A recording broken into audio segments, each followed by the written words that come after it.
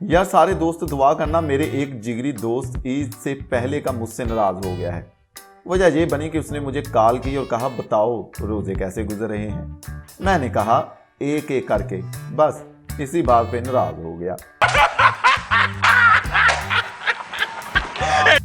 एक बहुत ही कमजोर और पतला लड़का बाजार में से जा रहा था कि एक गाड़ी उसके करीब से गुजरी, लेकिन थोड़ा सा आगे जाकर रुक गई और उसमें से एक हसीना बाहर निकली। उसने लड़के को कार में बैठने का कहा।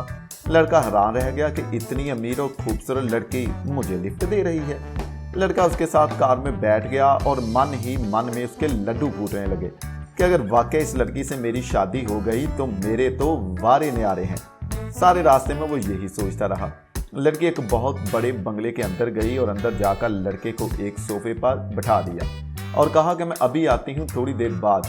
वो अपने 2 बच्चों को साथ लेकर आई और उसने उस लड़के की तरफ इशारा करते हुए बच्चों से कहा, सुनो बच्चों, अगर तुम नीडो नहीं पियोगे तो इस जैसे हो जाओगे।